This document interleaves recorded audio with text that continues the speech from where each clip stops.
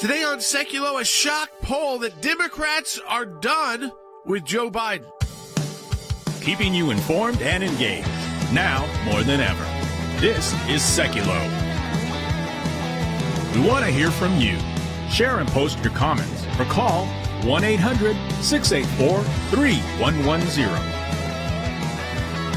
And now your host, Jordan Sekulow. All right, folks, we get into this political season. There's still, I think what's interesting is what's happening on the Democrat side of the aisle, because the time for changing has to come pretty soon if there is going to be a change, and I think that's always still an uphill question. But you've got Democrats, when they are being asked in these polling surveys about Joe Biden and his job performance, you know, one of the things they point out, nearly 2/3 believe that he's just too old for the job. Now, when you look at, then again, people ask that about Donald Trump, the number goes down to like 50%. So again, even though they're of kind of similar age, so it's more about how he appears than the actual number. And I think that's fair, because you're not really judging it based off what number of age 70 is. It's kind of how he moves around, how he conducts himself, how he speaks. You also look at just playing out popularity in this, and whether or not people think it's possible that he's doing a good job as president by an 11-point margin. More voters say that Trump has a better record of accomplishment as president, 51% to Biden with only 40%, who's actually gotten a lot done for Democrats. Not a lot of policies I like that, but he's gotten a lot done considering the makeup of Congress, and yet still his own party turning against him. What's interesting here is with 4 indictments against the former president of the United States, 4, New York, Florida, Washington, D.C., Georgia, of course. With 4 indictments pending, if the election were held today, no one could call it. It's even. Now, we haven't seen a state-by-state breakdown yet, and I don't know how that's going to play out. But what has become clear is, I think for Republicans, all of this two-tiered system of justice that we've all been talking about is having a dramatic and real impact on the election. Age, I do believe, for the first time in our history, I mean, it was a little bit with Ronald Reagan in the second term, but I think that age as a factor is going to be a big deal this time around. And that's because you're looking at the possibility of Vice President Harris fulfilling the role. There's a lot of talk about whether Joe Biden will actually run or not. And I think the reality to that is that unless something dramatic happens, he is going to be the nominee. Yeah. I mean, you go through the numbers. We will go through some more statistics. We come back to the second break as well. So we want to go through more of this poll, because I think this is very interesting, because you get a sense of where Democrats are, where the American people are with a Trump-Biden head-to-head matchup. We're also going to be talking about the Saudi Arabians considering a deal with Israel, and guess who is trying to cause that deal to not come to fruition? The Palestinians, which would be interesting enough.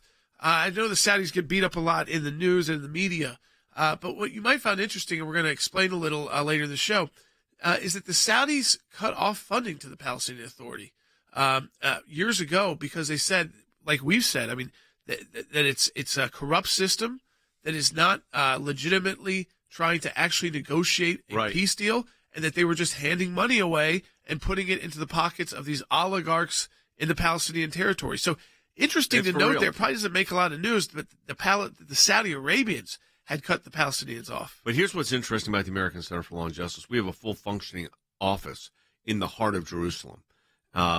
We are in a facility with the Christian Broadcasting Network. We share office space with them.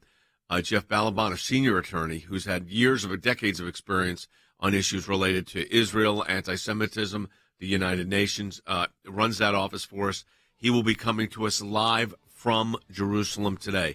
So for those of you that supported our efforts last month in our Life in Liberty Drive, let me say this. Thank you. We had a tremendous response. We outperformed even our wildest expectations. That could not have happened without you. That helps us make up for a deficit we've had from the beginning of the year. And what I want to do in these next 2 months is just close that deficit the best we can going into November, December. Then we can hopefully be in the positive. So again, support the work of the ACLJ at aclj.org. If you're watching on any of our social media, I encourage you to share it with your friends and make sure you subscribe. And again, support the work of the ACLJ at aclj.org. We're going to be talking more about the shock poll, what it means, and then coming up, we're going to be joined by Jeff Balaban out of the ACLJ office in Jerusalem. That office happens because of you. Back to more in a moment. Wall Street Journal poll finding that Biden's age and handling on the economy may be hurting his re-election chances. He got 39% of voters with a favorable view of the president. And the question, is Joe Biden too old to run for president? 73% of Americans say yes. That includes 2/3 of Democrats. I'll tell you what, someone said, that Biden, he's getting old, man. I tell you what. Well, guess what? The only thing that comes with age is a little bit of wisdom. I've been doing this longer than anybody, and guess what? I'm going to continue to do it with your help. The Associated Press just reported that 77% of all Americans, Democrats, Republicans, Independents, 77% now believe that Biden is too old to run for re-election.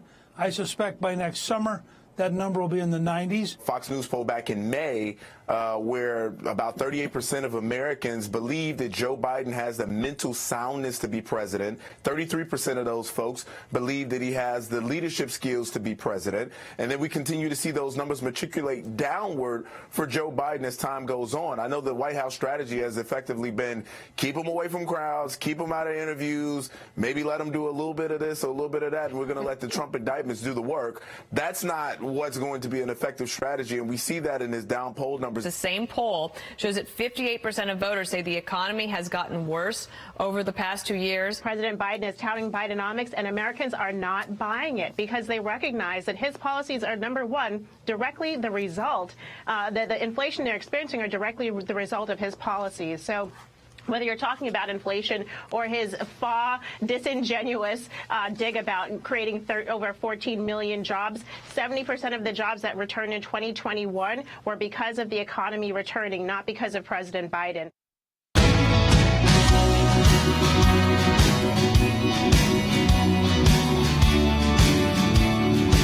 All right, welcome back to Sekulow. We are taking your calls to 1-800-684-3110. To ask you this, do you think Joe Biden too old to run for president? I mean, is it about age to you, or is it just about how he looks, how he sounds? I mean, I think you kind of take age out of the equation, what the actual number is.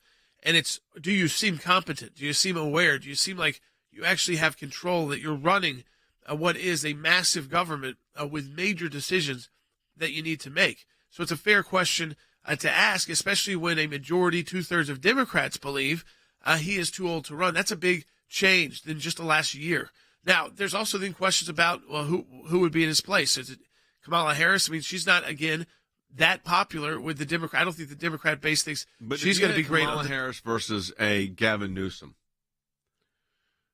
What's going to happen there? It's a horribly run state of California. He's a telegenic guy. He's a good politician, retail. I mean, if they're running in a primary against each other? Yeah, I mean, if he I don't know out, how we even have time for that now. So the superdelegates make the selection. Yeah, it'd be like a last minute. So remember, Democrats have superdelegates. So you have to have something at the convention, really. Yeah. But I mean, what's also interesting in this poll, not only do they think he's too old, they don't. Only 35% of voters believe he's mentally up for the job. He ties Trump. Actually, Trump's a little ahead cares about people like you. The only thing he leads Trump on is honest, which is just by like 5 percentage points. This is when they poll Republicans and Democrats. The vision for the future, Trump's ahead. Strong record of accomplishments, Trump's ahead. A likable person, there's where Biden gets ahead a little bit. I think the great unknown on all of this is, we may get a decision today, for instance, from Fulton County, which would remove the case from the state court system to the federal court system. Now, will it move all of the cases or just some of them? We don't know. So the question really is that going to have an impact on the primaries? Probably not, right? I mean, unlikely that again, is, I think what would happen to have a move on the primaries would be if there were convictions being made where President Trump was convicted. I think it's the only thing is that if something like that happened while people were voting, I think you're up into a situation where it's impossible to predict how voters would respond. But isn't that the Democratic plan right now to try to get a conviction? Don't you think? I believe it is, because the indictment hasn't worked. The indictment has only made Donald Trump more popular, has made more people think there is a tiered system of justice, that what we've been saying about a witch hunt is true, and that they will do everything possible to try and prevent him from being president or even being the nominee. So it hasn't worked to indict. That hasn't worked. So now what do they have to try? Well, now they're stuck with indicting him.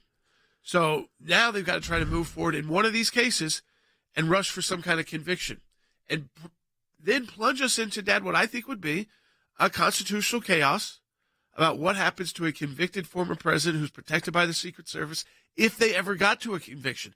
They also have to be concerned that out of these jury cases, that these juries are going to be very confused about these so-called charges that they're bringing because they're so novel in theory that you might easily be able to get a jury each time to say, And having one, all you need is one juror to hang the jury. I mean, it's not that complicated. Here's what Marsha Blackburn said about the issue, especially of the age issue, which I think is now a factor, clearly.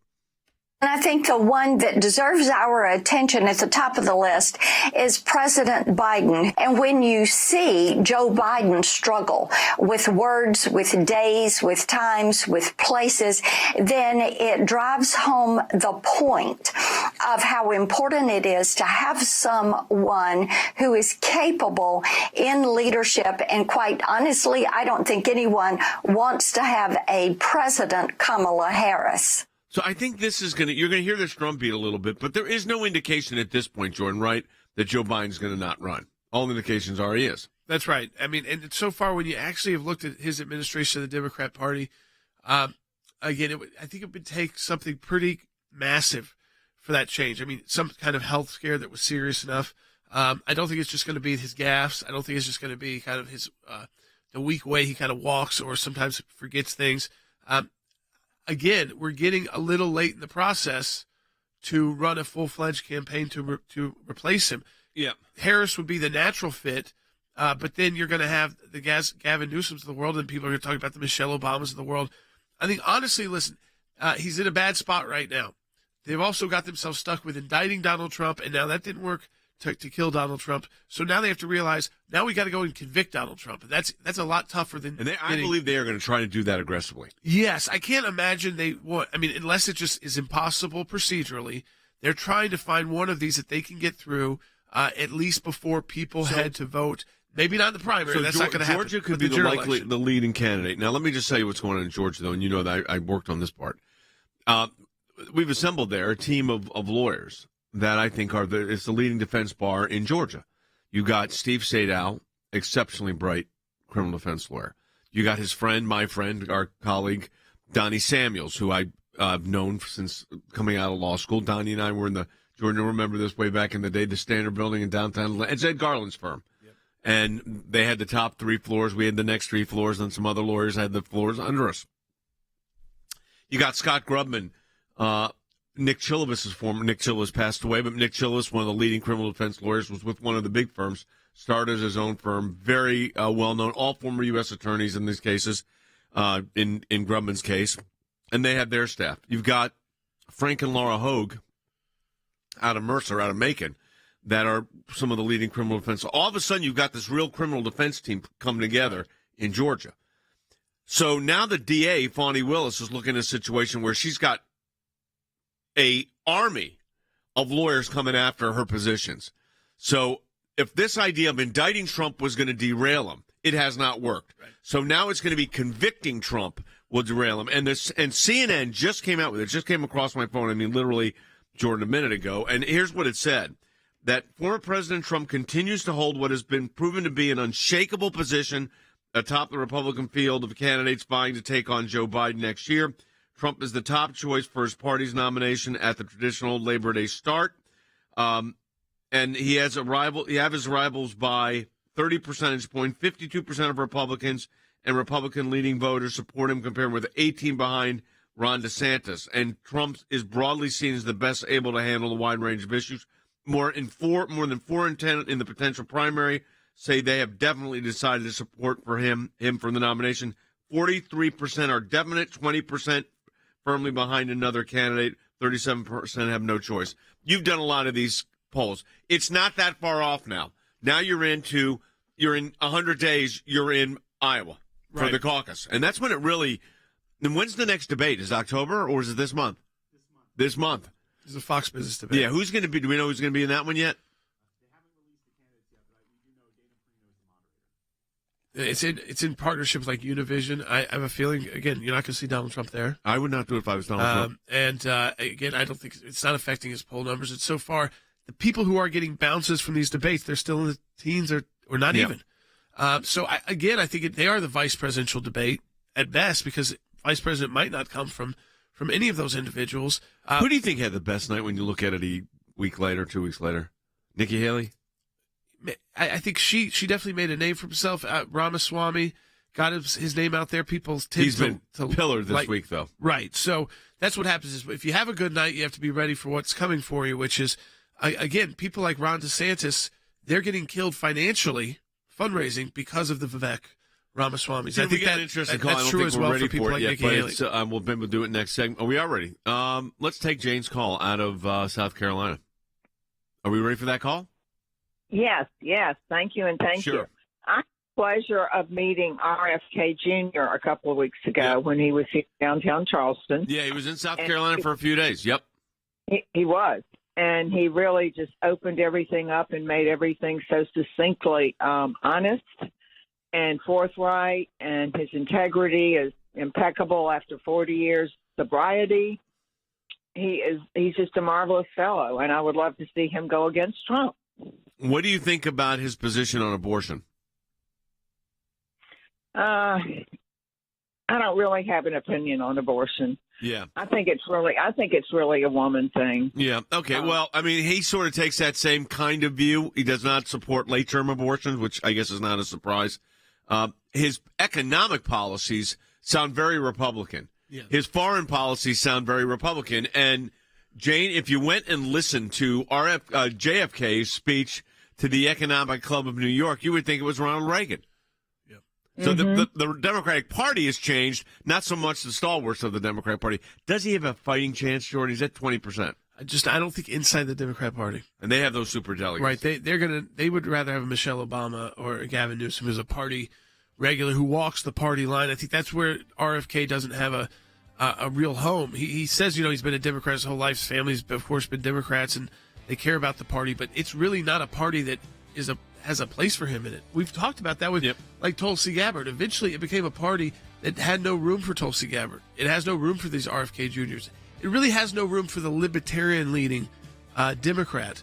And so, again, we always talk about those third parties. We're getting a little too late for that, too. Hey, our friends on Rumble, we got a lot of people watching on Rumble, so make sure you're subscribing, following us, and also sharing it with your friends. Same thing on YouTube and Facebook. Coming up, we're going to give you a live report from our offices in Jerusalem with our colleague, Senior Counsel Jeff Balaban. A lot happening there that we're involved in at the ACLJ, and support the work of the ACLJ at aclj.org. Back with more in a moment.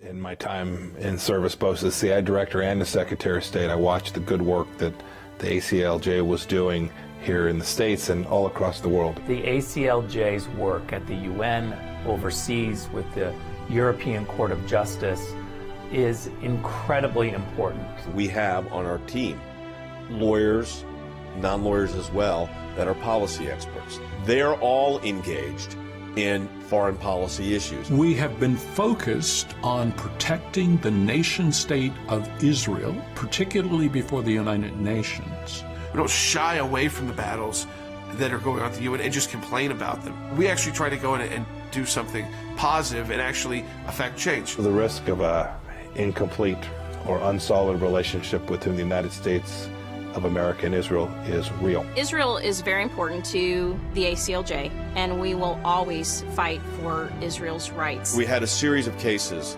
at the European Court of Human Rights, primarily dealing with religious liberty. And as Secretary of State, I saw this too.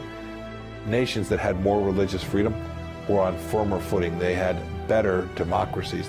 America has always been the world leader in religious liberties, in freedom of conscience and freedom of speech. We've taken the First Amendment, and that has been our cornerstone. It's to defend the rights of people of faith and others that are having their rights abused. We not only hold our government accountable, but we hold other governments accountable. You have to keep the battle going when it's not cool anymore, when it's not the number one story on TV, you have to actually be committed to fighting it out, or else you'll never win. The ACLJ is front and center on this, whether it is going after the deep state, whether it is litigation that we're engaged in. Your support of the ACLJ enables us to do all of this. Go to aclj.org today. That's aclj.org.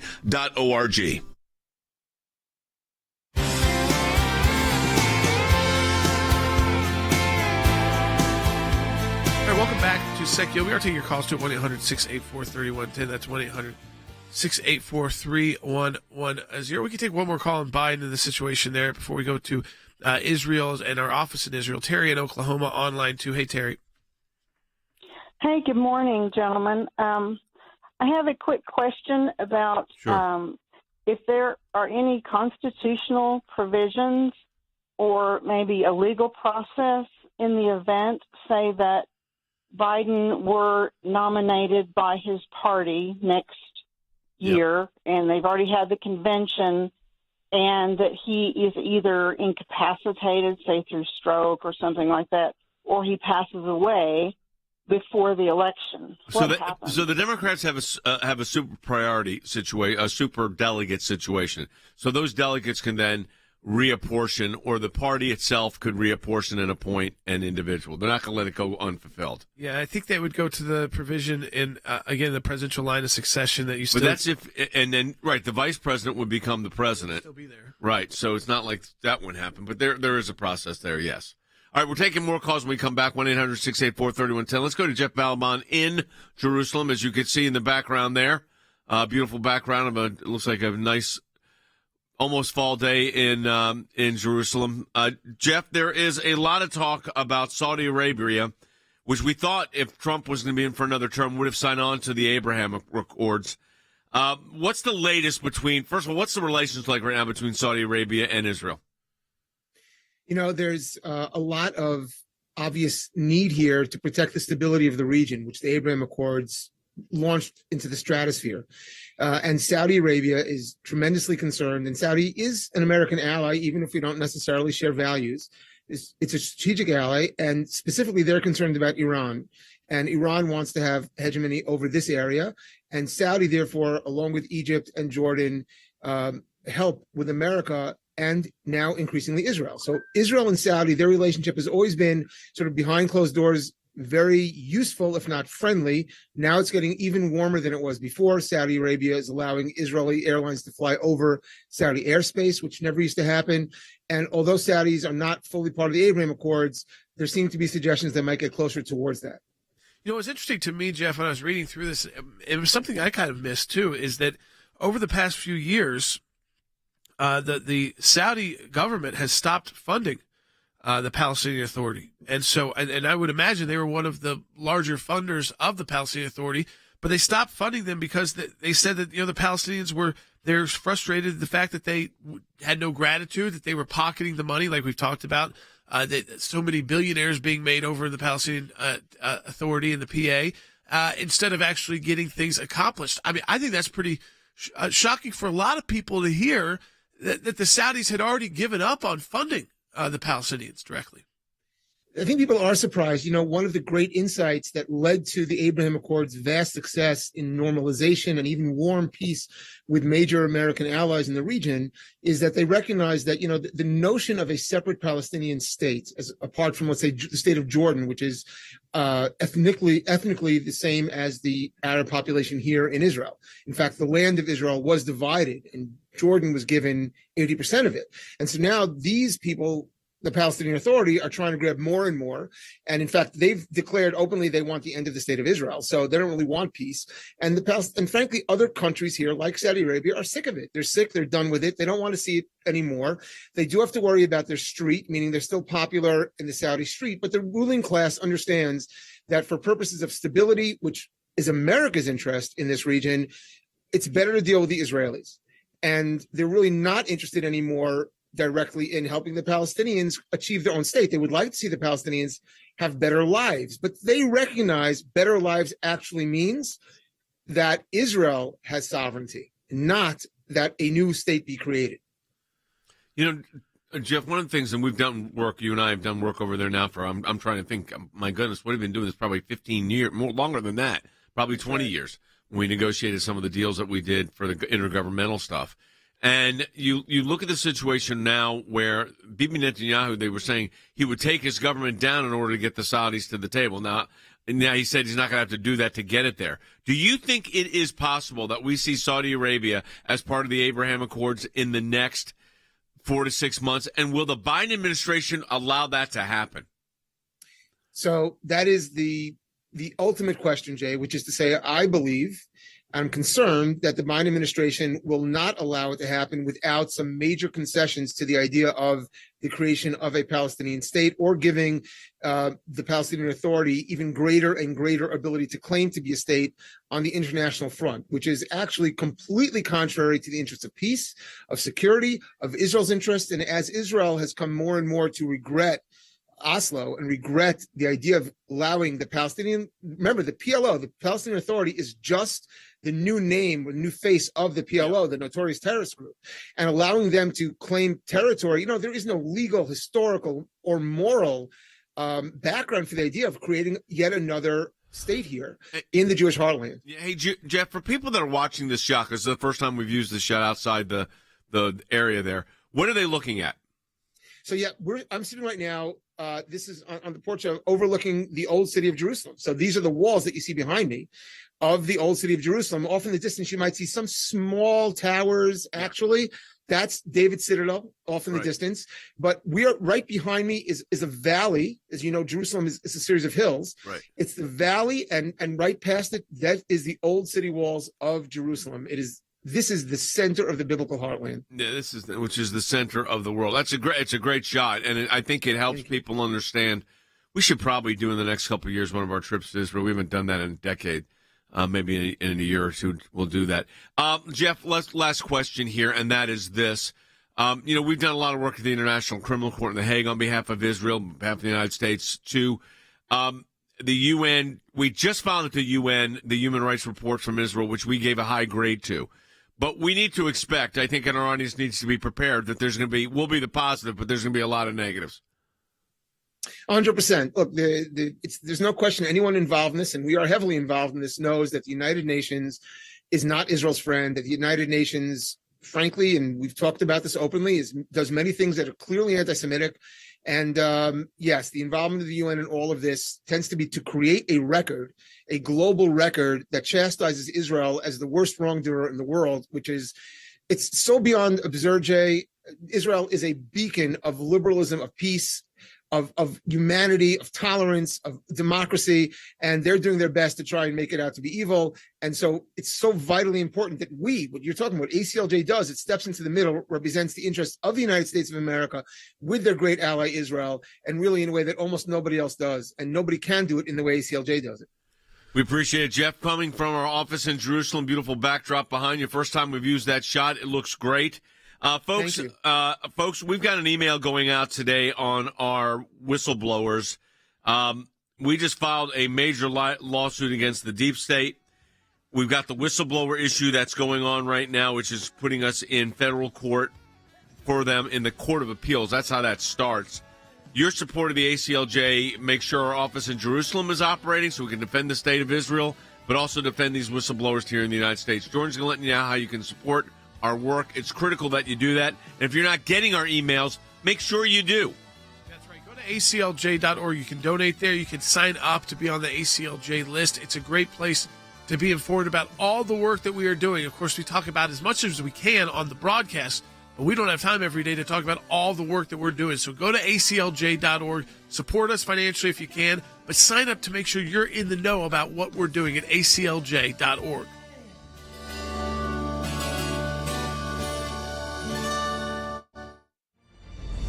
The ACLJ has a 30-plus year history of fighting on behalf of you, our members, in support of life, abortion's murder, religious liberty.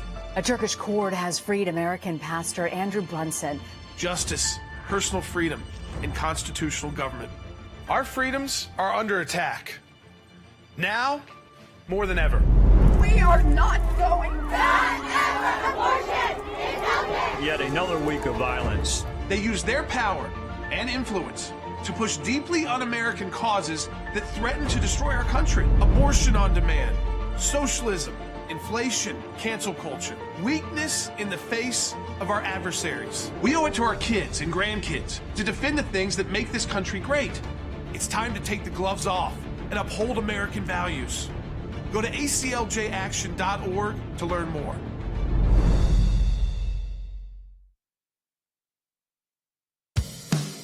Keeping you informed and engaged, now more than ever. This is Sekulow. And now your host, Jordan Sekulow. All right, welcome back to Sekulow. We are taking your phone calls at 1-800-684-3110. That's 1-800-684-3110. Rick Renell is going to be joining us in the next segment of the broadcast. We'll be talking about some of this new moves by China and a new attempt of how they are spying inside the United States and how Chinese nationals have been caught in the United States. There's also a concern, we'll speak more to it, about how these are not necessarily spies who have been sent here, but Chinese nationals then being pressured by the Chinese government to carry out missions on behalf of China and report back information. And, of course, they threaten their families at home. They threaten their interests back at home. So, again, puts people in a very tough situation. And if this is something that's not happening on a one-off basis, but it's something the U.S. military is seeing over and over and over again. So we're going to talk about that with Rick Grinnell. Kim Jong-un is back in the news again, this time, though, not about meeting with the U.S. administration, but meeting with Russia, which, again, you would think Russia was at a point with the war going on in Ukraine that you wouldn't bring more attention like meeting with the North Koreans to you, but for the fact that North Koreans are providing a lot of weaponry to the Russians, and in return for that, the Russians are providing the resources that North Koreans need, like food and basic waters. You kind of forget, because they can't really feed their own people, that they do have a pretty good arms ability to manufacture arms. I wouldn't trust a lot of their rockets and missiles, but for their small arms and things like that, they're a major exporter to these countries like Russia when they get sanctioned. Also, I want to point out, I think this is important. We have an email going out today. I want to read you how it starts in the beginning. This one's to William. It says, Biden's FBI actually told one of our clients, this is true, folks, don't sue us. In other words, they knew that they were going to be taking direct action, including suspending their security clearances, and they said, don't sue us. So we did. And we are in federal court of appeals on that right now. We just filed this major lawsuit against the Biden deep state, defending our clients who've been mistreated horribly. Now, you wouldn't know anything about Biden's malicious threat tagging of pro-lifers, targeting of Christian parents as terrorists. We're spying on Christians in churches were it not for these brave actions of these FBI agents. So they've done a tremendous service. We're representing agents O'Boyle and FBI analyst Marcus Allen, who, by the way, was the Charlotte office employee of the year, who followed federal whistleblower procedures to bring these kind of constitutional violations to light. Now the deep state is unleashing a firestorm of illegal fear tactics to crush their families. That is the words of O'Boyle, to crush them and to keep them quiet. He said now that he's represented by the ACLJ, he feels like he's protected. Well, we have just filed his case in the federal appellate court. It goes directly to the Court of Appeals, and are working to legally defend other brave whistleblowers. Others are coming forward, Jordan, as you know, and we're going through those. We've retained, as part of our legal team for this, I think this is important to point out, because when you're supporting the ACLJ, you just saw your impact or your office in Jerusalem that you're supporting. By the way, we're about to make, in the next year, a major announcement about expansion in two major cities. But let me tell you something else, okay? We just brought in Jane Raskin. Now, you know that name. She was one of President Trump's impeachment lawyers, handled the probe with me of Bob Mueller. So she's a seasoned criminal defense lawyer, brilliant lawyer. She's part of the ACLJ team now, too, helping us with these cases. So we put together the right team. We have a solid team in place. Our friend Craig Parshall, our colleague, is working on that as well, going after the big tech side of things. We're fighting for you. And what we would like you to do, as I said last week, these folks need us and we need you. And even though we're not in a drive right now or a matching challenge, your support to the ACLJ makes a huge difference. Jordan's going to let you know how to do it. I encourage you to do it today. Yeah, donate to aclj.org. Remember, we are representing Turning Point USA, Charlie Kirk, in the censorship cases there on these social media companies and by the government pressuring social media companies into censorship when they built platforms that for those social media companies of millions of people that they then could no longer get their access to. They could no longer access the people that they brought to the platforms because of their content they were providing. So we're representing TPUSA and Charlie Kirk. Support the work of the ACLJ at aclj.org. We'll be right back on Sekulow. The Chinese infiltration of America is reaching alarming levels, say U.S. officials, including trying to send spies posed as tourists into sensitive military sites. There's always talk about the potential for the U.S. and China to go to war and clash over Taiwan or situation. If something should happen over there, it's entirely possible that they could be using these kinds of sources to plan attacks inside of America. The alleged ploys include Chinese nationals making reservations at hotels that are at military bases, like at Fort Wainwright in Alaska, or they've been caught walking across a missile range in New Mexico and even scuba diving near a U.S. government rocket site in Florida. Other cases involve Chinese nationals simply speeding past perimeter security guards or just trying to talk their way onto a U.S. military base. This is just part of the avalanche of espionage, of Chinese espionage that we are under right now, whether it's cyber, whether it's the spy balloon, whether it's new spy bases in Cuba, taking a play right out of the Soviet Union's old playbook, or these, what the Chinese call non-traditional collectors, that they are just throwing as many out there as they can to kind of see what sticks and see what they could collect. And a lot of these people are being coerced, whether they're researchers, students, or these air quotes, tourists, because if they don't do it, their Chinese families suffer back home. Wow. There's a pattern here. And the pattern is a very slow, below the threshold approach. They don't want to scare us into a Sputnik reaction or a Pearl Harbor kind of reaction. They want us to keep on sleeping.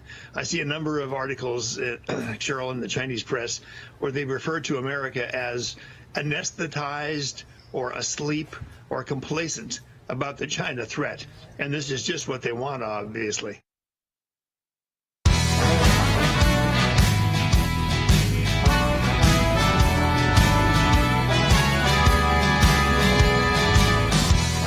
Welcome back to Sekulow. We're taking your calls to 1-800-684-3110. That's 1-800-684-3110. They're called Chinese gate crashers at U.S. bases, sparking espionage concern. This report in the Wall Street Journal that the incidents range from Chinese nationals found crossing into a U.S. missile range in New Mexico to what appeared to be scuba divers swimming in murky waters near a U.S. government rocket launch site in Florida. Let me tell you what you will not usually see is scuba divers in murky waters in Florida. They're usually inhabited by other creatures that can be fairly dangerous to those scuba divers, unless they are there for some sort of mission. You are not accidentally diving in those areas near missile bases. You're not accidentally trying to cross into U.S. missile ranges in New Mexico. But what is also concerning about this, I want to go to Rick Rennell right off the top, is that, Rick, we are hearing that these individuals who are being caught are actually being forced into this, that they are Chinese nationals here in America that are then being pressured by the Chinese government. They might not be actual, full-time spies, but pressured into the Chinese government to carry out these missions or else. And then they threaten them with something. And I think that's horrible for Chinese Americans that are here, because it sets a bad tone that, we should be suspicious of all Chinese Americans. But also the reality is that China is doing this to Chinese Americans. Well, look, many of these individuals are illegally in the country, and so there is a difference between celebrating the contributions of immigrants to this country, legal immigrants, people who waited in line and did the right thing, and then those who are illegally here and here for nefarious reasons. Now, look, I have to be careful how I talk about this particular subject, because we are getting into an area that is rift with sources and methods. But let me just say this, because it was publicly talked about. When I was acting director of national intelligence, we had to, with the FBI, give local, state, and federal politicians what we call defensive briefings, where we would go to them and say, the person that you're talking to, the person that you are doing some sort of activity with, is a communist Chinese spy, and you've been duped. And many times these individuals who were local politicians or federal politicians had no idea what was happening. But make no mistake, the Chinese strategy is to get unwitting people. But, you know, it's interesting here. These are nationals. I mean, these are people that have come to the United States. Andy, the Department of Justice, and you are a U.S. attorney, you were in charge of the criminal division for Atlanta, big office, has a whole division under their national security apparatus department that deals with espionage. That's right. And you would think they would be right on top of this because this is a real threat to the United States. Well, if you go to the website, you see a statement by Director Chris Wray in which he says this is our top priority right now is counterintelligence and espionage situations. But that doesn't seem to be what in practice the main focus of the FBI is. It's attacking conservatives. Pregnancy resource centers are not being protected, making raids on Mar-a-Lago to see whether documents are there that should have been in the archives. Being reviewed, right. Churches being reviewed and monitored to see whether their religious doctrine is okay, or whether there may be too orthodox in their statements. So the FBI is the lead agency in this counter-espionage movement in the United States, and they're simply not doing their job. The Nationals say they've lost their way. They said they were looking for a Burger King or a McDonald's or a hotel, and they end up, as Jordan said, scuba diving in Key West or at the White Sands Proving Ground in New Mexico. And so the base penetrations are a growing and concerning trend in the U.S. military, and the FBI should be doing their job. My estimation is they're not. You know, Rick, one of those issues, too, I want to go to as well is North Korea. We saw unprecedented moves under the Trump administration trying to build some dialogue there and a back-and-forth exchange to really kind of cool off the threats and the rocket launches and the attempts by North Koreans. But now we're seeing a total reversal where the North Koreans are thinking about actually going to and bringing Kim Jong-un to Russia, which is quite a move in itself. Right. Yeah. And we know that the North Koreans have been providing weapons to Russia in exchange for Russia providing goods and like food stamps, things like that to the North Koreans. But it just kind of shows people how quickly things can change when a foreign policy goes bad. Well, look, Donald Trump's diplomacy was all about keeping enemies in dialogue so that they weren't working with our other enemies to come up with nuclear weapons and attack us. Remember, North Korea is testing their nuclear weapons. We know they have some, and they're trying to miniaturize it and get it on the head of a ballistic missile that will travel a long way and explode somewhere. We know that they have technology and testing that is getting very close to a concern for the west coast of the United States. Some believe it's even able to reach the East Coast at this point if they could get all the pieces together. So we have to be very careful with North Korea. My concern with the Biden administration is that you literally can't find a part of the world that is doing better under Joe Biden these last 2.5 years. Pick a part of the world, any part, any region, and we have dialed back. We've become less safe, less secure, and our enemies are starting to organize together against us.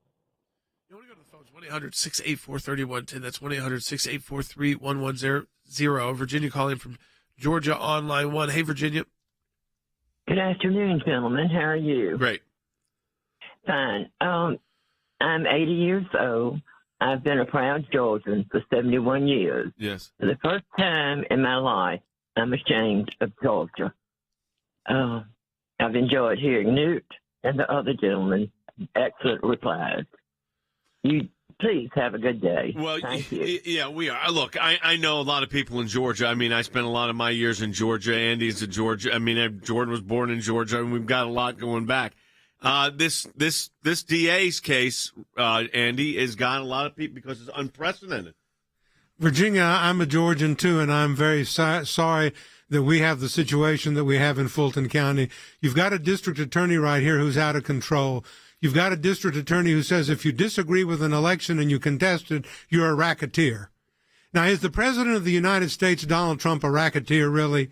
Is Rudy Giuliani, who was Deputy Attorney General, a racketeer? Is Mark Meadows, who was Chief of Staff for President Trump, a racketeer, or any of these other 18 people who are on alternate slate or electors, just like was promulgated in Hawaii when Nixon and Kennedy were running? I mean, is this really what we need to be doing in the state of Georgia? But they are. What about murders and prosecutions for criminal acts in Fulton County? What about those? Yeah, so the question, Rick, on the political side of this, and we talked to the president last week on the broadcast, and you're talking to him every day as well, is it? I think for the this portion of it, certainly for the primaries, it seems to be solidifying the report. So the indictments did not hurt him politically. What about a conviction if it was before the election? I mean, look, you guys are the legal experts. What I'm reading and what I'm being told is that there's just no possible way that we're going to get to a trial before the election. But let's just say that we do. I think that everything that the Democrats are doing to weaponize the justice system against Donald Trump is really beginning to tell the message for us. We are seeing independents say that they've had enough. This is now, with 91 charges against the president, it's too much. They've overplayed it, and people see it. I think Rick's right. Yeah, I tend to agree. I think that, again, that the left, the dream is now, they thought it was going to be indictments. That again, did not score what they thought it would. They thought the mug shot, that didn't score. That backfires us too.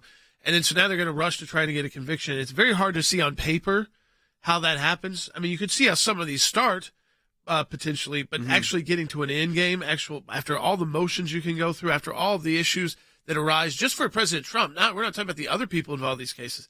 But just because you're talking about a president, I mean, there's so many different issues that could be appealed.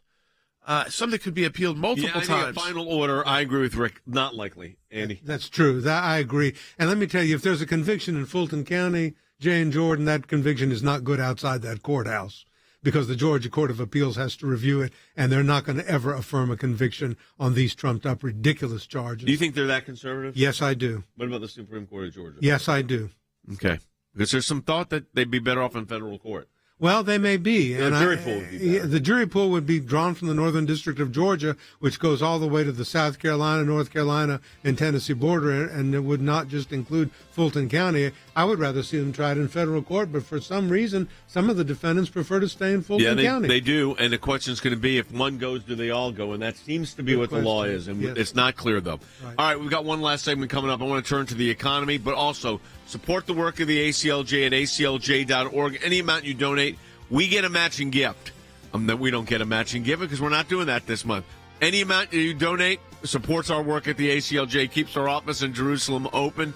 And by the way, for those of you that did respond to our law and justice, our drive on life and liberty, boy, thank you. We did better than we thought we would do. Thank you so much. Back with more.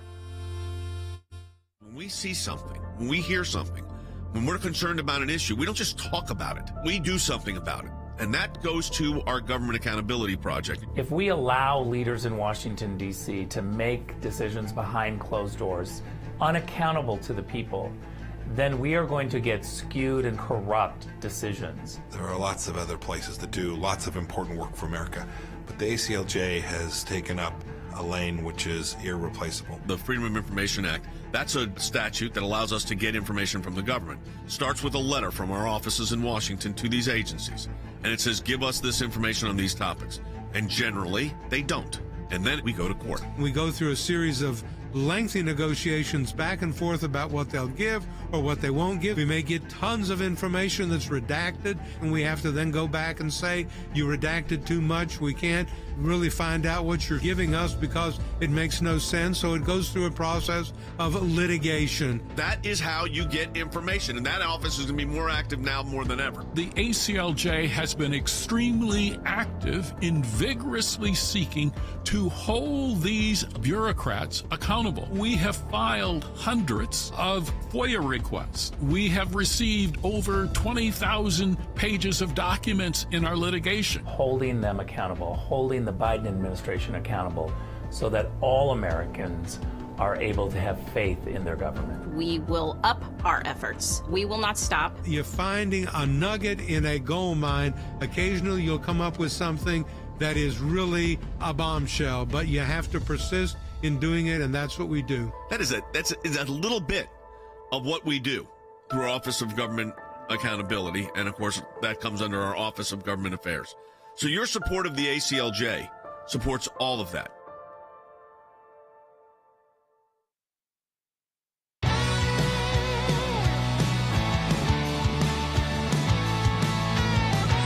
All right, welcome back to Sekulow. One issue that affects every single one of us, especially when it's election time and you start getting kind of these debates start happening, and you see people look at their pocketbooks. It's the back to school time. You start getting into the fall when you start getting into thinking differently about spending.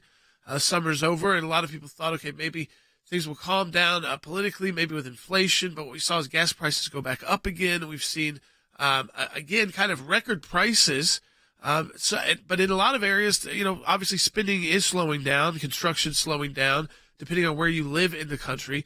And we still get talks about rate hikes, not rate deductions. There's a whole host of people that believe that very close to the election, you'll start getting rate deductions and that they'll start playing games with the economy. Again, I think that's horrendous if you start using that system for political purposes and not for legitimate purposes. But we want to bring in Harry Hutchinson here now because, Harry, what we've got a new report is that the federal deficit is expected to nearly double this year from about $1 trillion last year to $2 trillion for the fiscal year ending September 30th. And so people are, I'm sure, wondering now, why is that doubling now in a post kind of coming out of the COVID world? Well, I think the answer is quite simple, particularly if politicians and journalists keep track of the math. Basically, spending has exceeded income and revenues for quite some time. Indeed, the current deficit has reached about 6 to 7% of gross domestic product, and the deficit spending at that level has only reached 7% or so over the last 60 years, 7 specific years. So it's very, very easy to answer, I think, that particular question. Nonetheless, journalists and politicians, what are they saying? They're saying that the budget deficit unexpectedly has gone up to about $2 trillion. This is precisely what we should expect if we keep track of the numbers.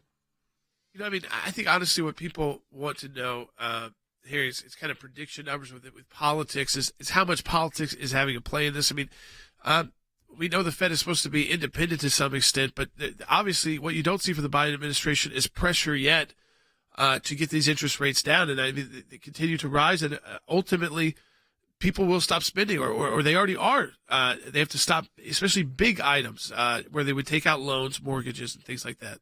I think you're precisely correct.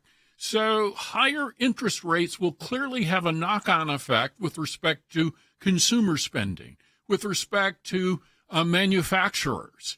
But it's also important to keep in mind that higher interest rates means that the federal government has to spend more and more money on interest. And this is going to squeeze out other spending priorities. Then there's the overhang that comes from our commitment to Ukraine. The federal government continues to ramp up its spending in Ukraine, protecting the Ukrainian border, but refuses to spend a minuscule amount protecting the southern border. And so, again, what we are dealing with is misplaced priorities, I believe, in Washington. This is adversely affecting and will adversely affect consumers in the long run. The Fed said in a report, I think yesterday or over the weekend, that they now see the chances of recession at less than 15%. How do you feel about that? Well, that's a very good question, many Americans believe that the probability of a recession is much, much higher than that. And in fact, when you take a survey of American consumers, they think the economy is uniformly bad. What will that do? It will dampen down spending. This will then lead to a rise in inventories. And then with a rise in inventories, this increases the odds that people will indeed be laid off, and you will have a self-fulfilling prophecy, meaning that you will indeed have a recession, notwithstanding what the Federal Reserve is saying. The interesting thing in the housing market, I think this is the interesting part of the housing market, is you've got in the high end of the housing market, let's say the seven-figure houses, do not seem to be affected by this at all. But in the 300,000 to 600,000, which is the bulk of the real estate market, that is being dramatically impacted because that's where the interest rates are a factor. Someone buying a $4 million house isn't worried about a mortgage. Precisely. And so it's important to keep in mind that for middle and working class voters, they are facing strong headwinds from higher and higher interest rates. And if you look at the national data, existing home sales have fallen by almost 17% year over year.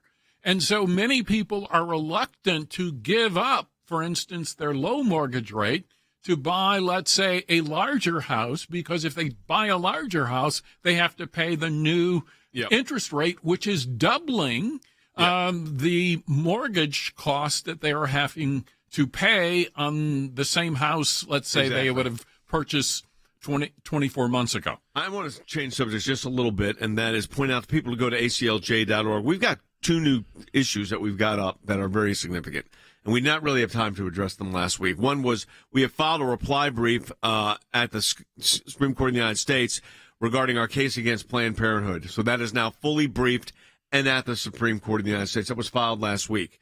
We also announced that we're representing Charlie Kirk and Turning Point USA against the Biden administration. Jordan, this is a big lawsuit. Yeah, that's right. I mean, looking at how these governments have been pressing social media companies to silence individual accounts, organizations' accounts, and these are, again, groups who got millions of people, who recruited millions of people to these sites so that they could deliver them a message, whether it was a video message or a certain kind of content. And then these sites start taking away their ability to reach people who got on there to follow them, to get their information. And so you're put into this quandary where it's not a traditional public forum because you're dealing with private companies, but yet you're also dealing with an unbelievable amount of government interest and government, I'd say, induced censorship to these companies. And the government's holding over their head the idea that, by the way, we could take away your ability to have the protections in place where you don't get sued for certain content that might show Section up. 230 right. I mean, so they hold that over their head. Yeah, but what's so interesting about this, Harry, to me, is you've got the hand of government or the thumb of government picking one side of the scale, going to these tech companies and saying, hey, look, we don't want this information out. This is misinformation. This is disinformation. Don't put this out. And they leave the other side totally alone. Precisely. So one of the things that the listeners should keep in mind is that the government has a skewed understanding of the First Amendment. The First Amendment protects all speech, including speech that the government dislikes. The current administration essentially has said, we will put our thumb on the scale and we will try to squelch speech that we find particularly offensive. The federal government has no right to make that particular judgment, and that's why these lawsuits that we are bringing and participating in are so important. All right, go to aclj.org, folks. Learn about all the work that we're doing. Continue to support the work of the ACLJ financially at aclj.org. And remember to share this broadcast with your friends and family. But there's so much information up there about all the different work we're doing, both legally, public policy, and internationally at aclj.org. We'll talk to you tomorrow.